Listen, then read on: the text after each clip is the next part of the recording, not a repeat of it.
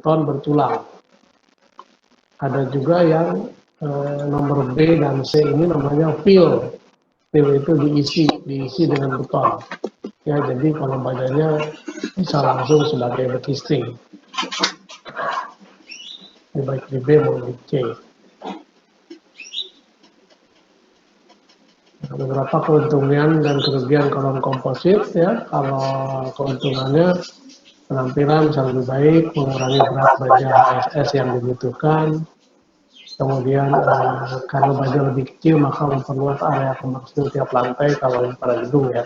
Kalau kolomnya lebih kecil berarti kan luas area dari gedung itu yang dapat dipergunakan untuk komersil bisa lebih luas dibanding dengan kalau hanya beton saja gitu ya, yang kolomnya besar-besar. Kemudian adanya beton memperkecil goyangan pada baja sehingga memperkecil beban pada fondasi. Beberapa kerugian kolom baja itu akan mengalami perpendekan atau kepanjangan yang agak sulit mengontrolnya. Ya, kemudian pemendekan kolom tidak merata akan membuat elevasi lantai tidak rata dan perlu penyesuaian. Kemudian pengetahuan untuk bonding agent antara beton dan baja masih konvensional, artinya untuk menyatukan beton dan baja ini istilahnya sejenis lemnya, materialnya belum banyak ditemukan inovasinya. Ini yang kita ngomong lateral bracing, ya, bracing horizontal. Pada gedung baja, desain baja biasanya ada bracing diagonal dan satu kolom ke kolom lainnya. Pada desain beton bertulang gaya horizontal biasanya ditahan oleh shear wall. Ya. Pada gedung komposit, efek komposit baru bisa digunakan setelah beton dicor dan mengeras. Jadi pada saat beton mengeras, ereksi baja mungkin sudah mencapai 14 sampai 16 lantai. Karena itu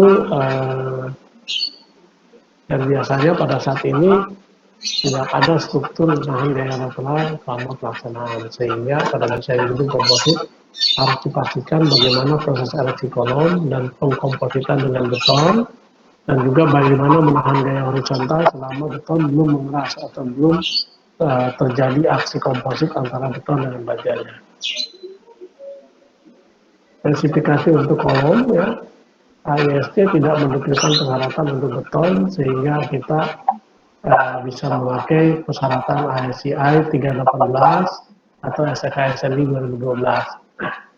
Persyaratan untuk baja hollow yang terisi beton, syaratnya adalah luas potongan baja, luas potongan profil baja high strength steelnya itu harus lebih besar dari 1% dari luas total komposit. Ya, jadi dari luas total komposit antara baja dan betonnya. Kemudian untuk kolom yang diisi beton dibagi ke dalam 3 bagian, yaitu kolom yang kompak, non kompak, sama yang langsing atau slender. Pembagian kolom kompak dan non kompak pada AISC 114. Kelas ini udah dapat ya manual AISC-nya? Sudah, Pak. Sudah, Pak. Tolong dilihat nanti di bagian AISC bagian 1 Romawi titik 14 ya. Ini ada. Kemudian nah ini juga didapatnya dari AISC ya. Sebenarnya mana yang ini yang compact atau non compact ini jika B per T-nya ya lebih kecil daripada ini maka dia kompak, kalau lebih besar itu non kompak, kalau diantaranya berarti slender ya. Ini pembagiannya ini untuk composite member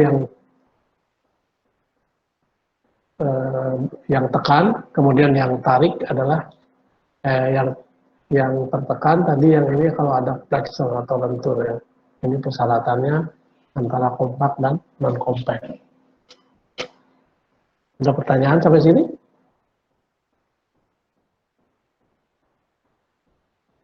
Nggak ada? Belum ada, Pak. Kemudian, ya, tadi ini persyaratan untuk yang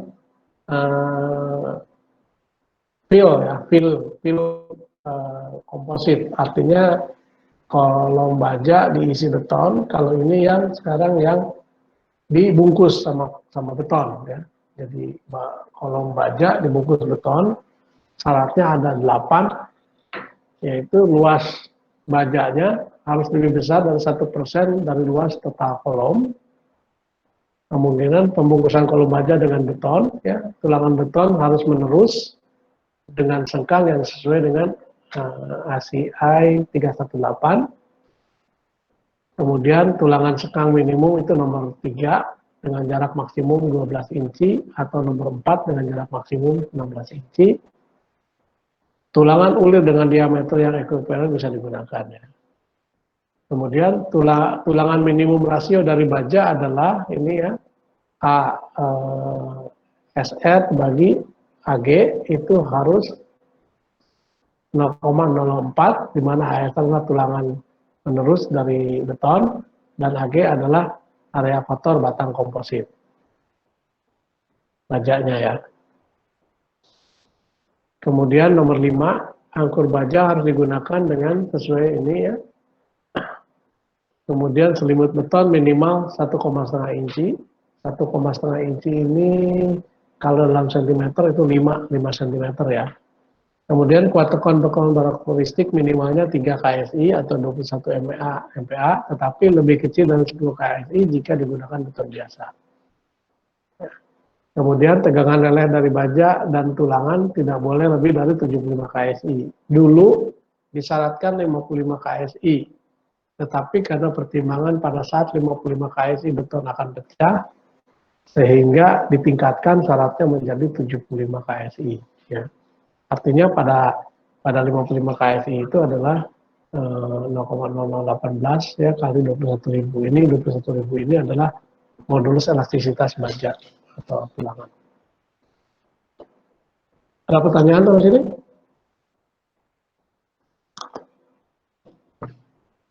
Halo? Belum, Pak. Ada pertanyaan terus ini? Pak. Loh, Belum, oke. Pak. Nah, harusnya ini materi ini dibaca ya. Buat yang nggak ngerti, ya tanyain ya. Tidak perlu harus ketemu saya di jam pelajaran. Bisa tanya saya pakai WA aja di grup ya. Kenapa? Ya japri juga boleh. Tapi kalau di grup saya lebih enak jawabnya karena bisa dibaca oleh semuanya sekaligus. Jadi kalau ada yang bertanya tentang hal yang sama, tidak perlu bertanya 2 kali. Bisa dipahami? Baik, Pak. Oke ya. Kemudian ini ya, persyaratan tadi ya, persyaratan untuk kolom komposit yang diisi dengan beton, luas potongan profil bajanya harus lebih besar dari 1% ya. Kemudian kolom komposit dengan baja yang terisi beton diklasifikasikan dengan kompak tadi udah ya. Ini sama aja, cuman ini oleh dengan lambda ya. Kemudian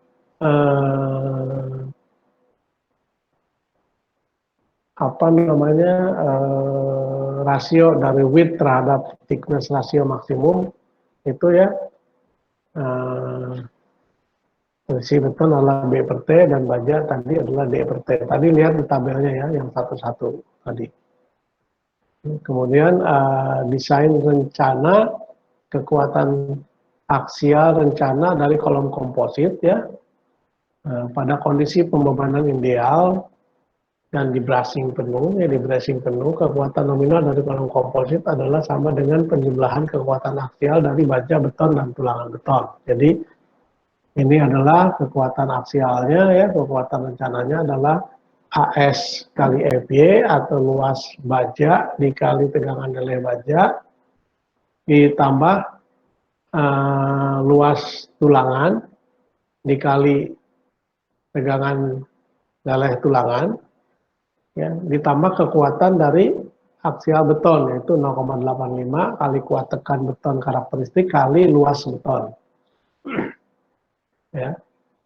Nah, tetapi rumus ini adalah rumus di mana kondisinya ideal ya tadi ya, di bracing penuh, kemudian aksi komposit tercapai gitu.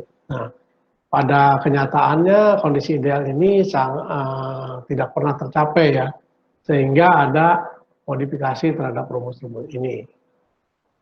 Jadi modifikasinya ini ya, Untuk NK section ini hampir sama dengan rumus yang di atas ya, tetapi di sini ada beberapa faktor yang harus dicari, yaitu faktor T1, yaitu ini ya. Kemudian momen inersia dari baja dan momen inersia dari tulangan ya. Kemudian EI itu kekuatan efektif dari kolom komposit ya. EI efektif itu adalah momen inersia baja dikali modulus elastisitas baja ditambah 0,5 momen inersia dikali modulus elastisitas tulangan dan modulus elastisitas beton dikali momen inersia beton dikalikan C1. C1 itu rumusnya ini ya, seperti ISC 127 ini ya. Nah, PE dinamakan adalah elastic buckling load, artinya ini buckling itu tekuk ya, tekuk atau apa ya, ya tekuk lah. Ya, kekuatan tekuk elastik sebelum tekuk itu adalah PE, di mana rumusnya sesuai dengan rumus Euler, yaitu P kuadrat kali E kali I efektif dibagi kelangsingan. Kelangsingan adalah KL pangkat 2 ya. Oke, ini rumus-rumus ini bisa dilihat dari ISC atau dari LRFD ya. Load rank faktor desain juga ada, cuman mungkin nomor rumusnya berbeda ya. Kekuatan tekan yang tersedia ya dengan kalau secara LRFD tetanya ini adalah 0,75, kalau dengan allowable stress design atau ASD itu di mana faktor safety-nya adalah 2 ya. Untuk double symmetric end case column bisa ditentukan dengan rumus seperti gini ya. Jadi ketika PNO dibagi PE, tadi PNO yang rumus tadi ya, yang gabungan antara baja, tulangan beton dan beton, dibagi PE adalah yang rumus Euler itu ya. Nah, lebih kecil dari 20,25 maka PN sama dengan ini rumusnya ya. Jika P nominalnya lebih besar dari 225 maka PN-nya adalah 0,887 PE. 877 PE. Oke. Ini yang equation 122 ini adalah PNO dibagi PE-nya ini adalah pangkat ya. Jadi 0,658 pangkat PNO dibagi PE. Ini nggak tahu nih, nulisnya agak ke atas. Kemudian untuk baja yang diisi beton, ya PNO sama dengan PP, di mana PP-nya adalah ini ya, kekuatan bajanya, kekuatan aksi baja, ditambah kekuatan aksi beton karakteristik dikali C2. C2-nya adalah 0,85 ya, ditambah ini ya, kekuatan luas area tulangan dikali faktor ES dibagi EC ya. Itu adalah modulus elastisitas baja dibagi modulus elastisitas beton ya. Kemudian EI efektif sama tadi seperti ini, tapi C3-nya adalah ini rumusnya ya. Untuk baja non compact ya, macam-macam ya, ini tadi untuk baja compact, ini baja non compact. PNO-nya adalah kekuatan aksial nominalnya adalah ini rumusnya. Ya. Ini lambda R, lambda P bisa dicari dari ISC ya. Nah, untuk kolom yang slender atau yang langsing, tadi kan ada yang kompak, ada yang non kompak, kemudian ada yang langsing. Nah, ini yang langsing rumusnya ini. Ya. Ini faktornya 0,7 ya. Kemudian luas area beton sama luas area tulangannya adalah ini. Ya, luas area tulangannya tetap direduksi dengan faktor ES dibagi EC. Untuk kolom baja hollow persegi panjang yang diisi beton, F kritikalnya yaitu ini ya.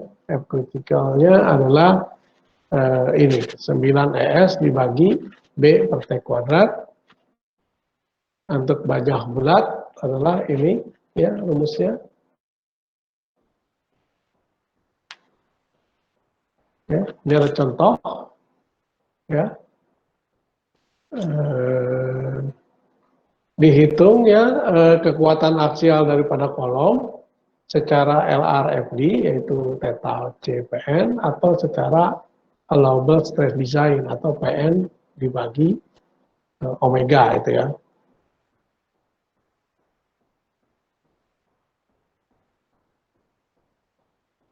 Ya, yang dari encase kolom ya, ini encase kolom artinya bajanya dibungkus beton ya, di mana KL-nya 12.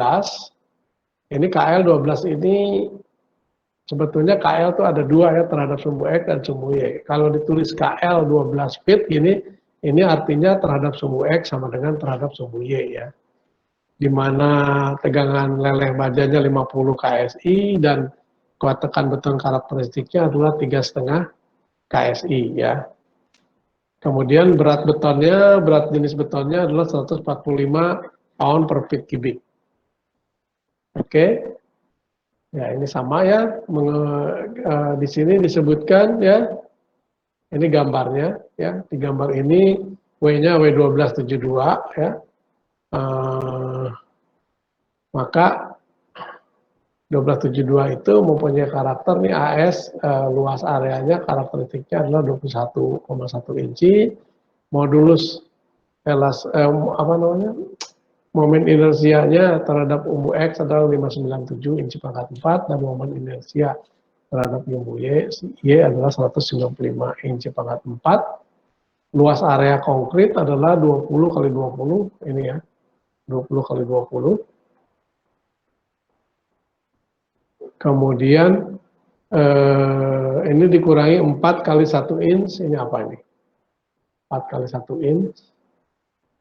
Luas ininya ya, luas bajanya. Ya. Jadi dapatnya 374,9. Kemudian luas kuat tekan aksialnya, yang nominalnya, kuat tekan nominalnya tadi adalah kekuatan dari baja, ditambah kekuatan dari tulangan, ditambah kekuatan dari betonnya. Ya. Jadi kekuatan dari bajanya AS-nya 21 kali FY, ditambah tulangannya adalah 4 inci pangkat 2 kali 60, ya, ditambah kekuatan betonnya itu 0,85 kali AC-nya adalah luas betonnya 374,9 kali kuat tekan beton karakteristik 3,5, jadi 2410 kips ini ya. Kemudian dihitung C1 ternyata 0 lebih kecil dari 0,3, ini artinya oke, maka modulus elastisitas betonnya adalah, ini rumusnya ya, itu tadi 145 kali akar 3,5 sama dengan ini, kemudian modulus momen rasionya, inersia momennya adalah 10-12 BH pangkat 3 dikurangi 195, itu adalah 13,138 ya, sehingga EI efektifnya adalah EI baja ditambah EI tulangan kali setengah ditambah EI beton kali C1. Ini dapat ini ya.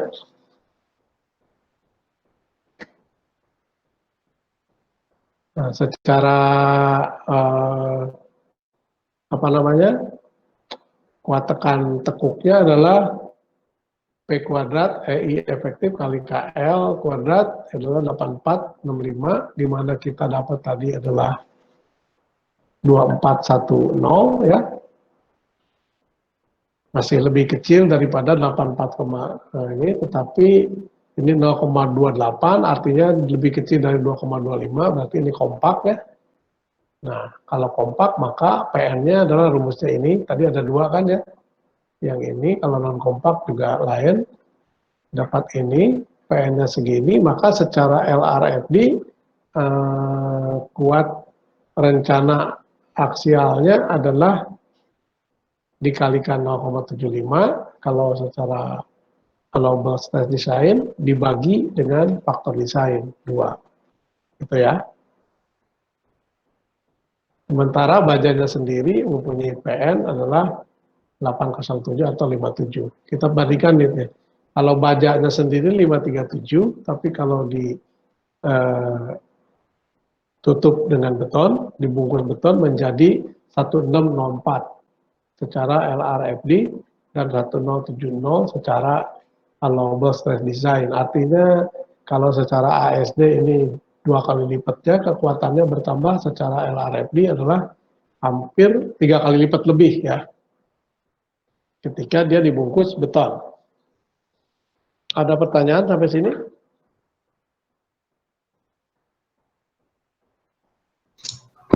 Bapak mau nanya, Ya, yang tadi yang LRFD itu yang 1604 tuh yang bajanya aja.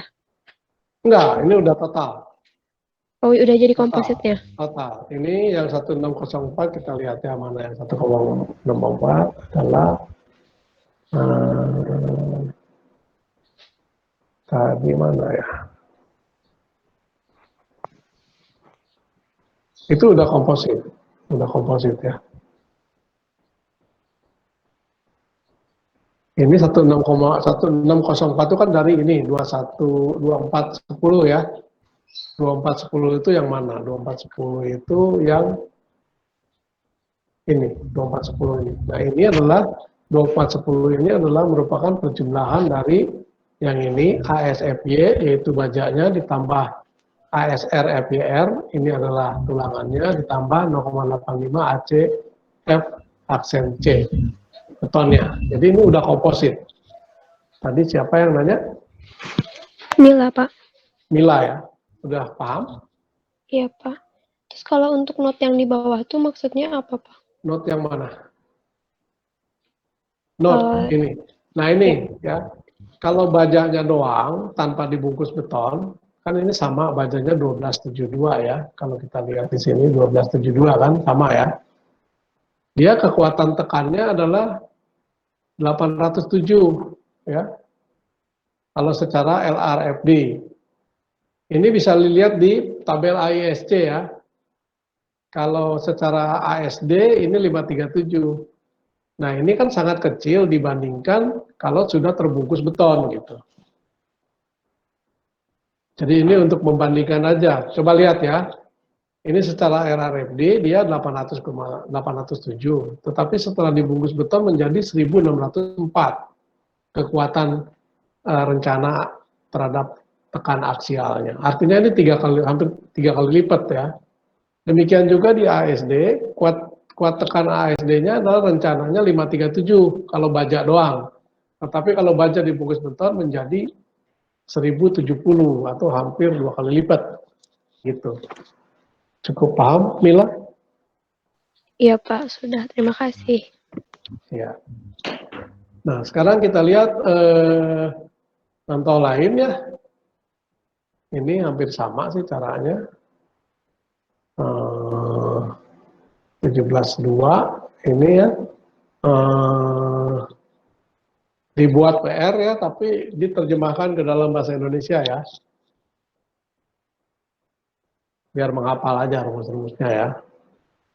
Baik. Kemudian 17.2 ini ya. Itu PR-nya ya. Dikumpulkan minggu depan ya. Baik. Mendengar semua? Baik, Pak. Oke ya. Kemudian satu lagi ditambah ya, pilih yang HSS-nya beda. HSS-nya beda. Nomornya berapa aja pilih ya. Artinya nanti AS-nya beda, IX-nya beda, T-nya juga beda. Dihitung sama ya, dicari kekuatan rencana aksial daripada LRFD-nya. Masing-masing mahasiswa diharapkan memilih HSS-nya yang beda ya. Jangan sama ya. Jadi soalnya ada 2. Baik, Pak. Baik, Pak. Ya, sebagai latihan aja ya. Dikumpulkan dalam bentuk PDF, dikirim ke email saya. Oke. Siap, Pak. Nah, tadi kan ada kuat tekan. Sekarang kuat geser. Kuat gesernya adalah ya ada 3 metode. Yang pertama, kuat geser rencana dari bagian baja sendiri ya dapat dihitung dengan di IESC chapter G. Kemudian kuat geser rencana dari bagian betonnya adalah di mana sesuai dengan RCI 318 di mana theta C-nya 0,75 dan omeganya adalah 2 ya kalau ASD. Kemudian kuat geser nominal per IESC chapter G ditambah kuat geser nominal bagian baja. Ini bagian beton bukan bagian baja ya. Tolong diganti ya. Kuat geser nominal bagian baja ini yang chapter G ditambah kuat geser nominal bagian beton sesuai dengan per RCI 318 ya. Maka ya secara rumus bisa dikatakan kalau menurut metode 2 di atas ya kuat geser nominal bagian baja menjadi ini. Di mana PN sama dengan ini adalah kuat geser nominal P bagian konkrit tambah kuat geser nominal bagian baja ya. Di mana bagian betonnya adalah PC-nya adalah 2 kali akar ya. Akar F aksen C kali B kali D. Kemudian kuat geser bagian bajanya adalah AST kali FYT dikali D per S ya. Oke. Kemudian menurut metode nomor 3, maka PN-nya adalah sama dengan 0,6 FYAW plus AST dikali FYT dikali D per S. Ya. AW adalah bagian area baja ya. Untuk baja segi 4 dan persegi panjang dan juga baja box, AW adalah 2 kali H kali T. Sesuai dengan IESC spek specification nomor G5, di mana H adalah jarak bersih antara flange, ya, dikurangi radius pada kedua sisi. Jika radiusnya tidak diketahui, maka H diasumsikan sama dengan dimensi bagian luar dikurangi 3 kali ketebalan flange, ya.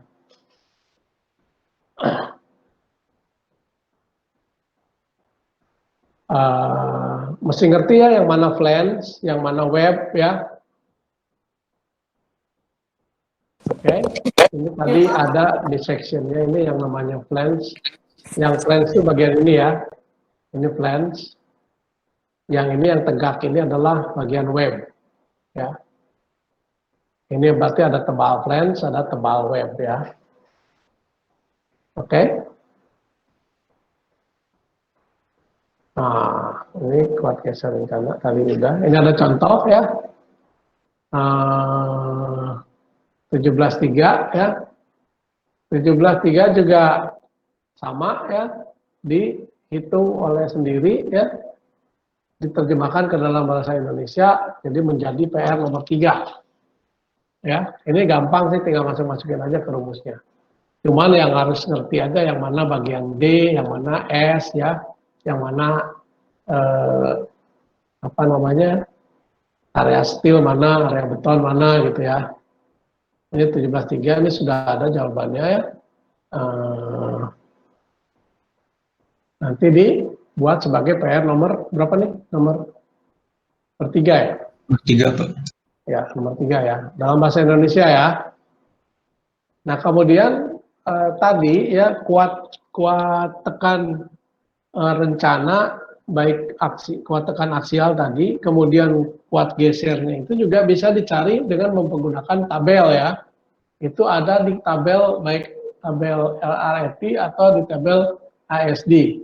Buat yang belum punya tabelnya, kalian bisa mendownload load range factor design manual maupun ASD manual dari Google ya. Kalau nggak bisa nanti saya kirim ininya manualnya. Oke. Ya. Ini ada example 74 ya. Sama ya, disuruh kekuatan desainnya berapa ya. Kemudian nah, kemudian ada ini dibaca aja sendiri ya. Kemudian ada load transfer pada pondasi ya. Transfer beban pada pondasi. Ini silakan dibaca ya. Jadi ini biasanya base plate yang kecil biasanya disediakan pada composite column. Tujuannya adalah untuk menyatukan antara angkur bolt ya, dina bolt, bukan dina bolt, angkur bolt ya, terhadap fondasi ya. Oke. Kemudian ada yang namanya tensile strength.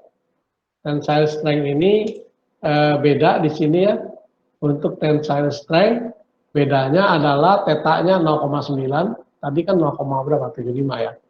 Kemudian omeganya ini kalau ASD 1,67 ya.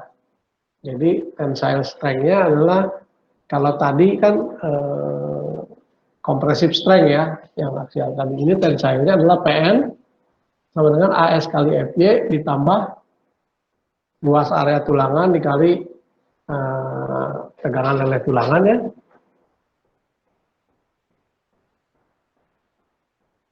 Axial load dan bending. Nah, ini di sini bisa baca di ISC section 15 ya.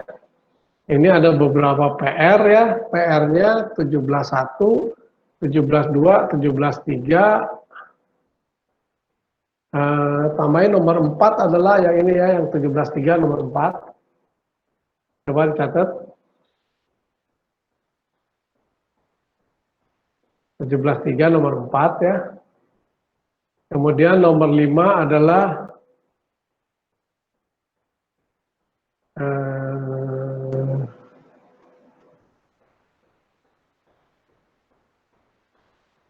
17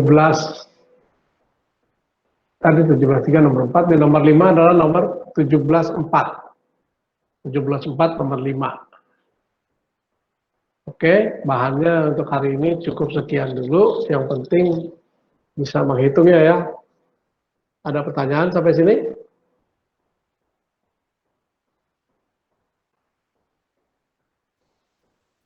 Halo? Belum ada. Belum ada, Pak. Oke, jika tidak ada pertanyaan, saya cukupkan sampai sekian ya. PR-nya dikumpulkan minggu depan ya. Belajar di rumah yang 2 jam lagi. Baik, Pak. Oke. Assalamualaikum. Waalaikumsalam.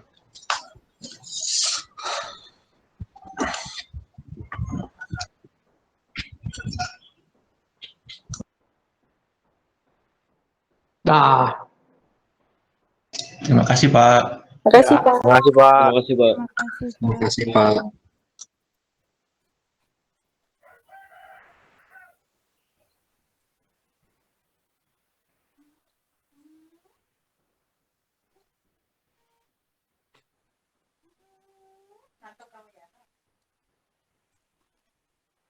Tetap kawal.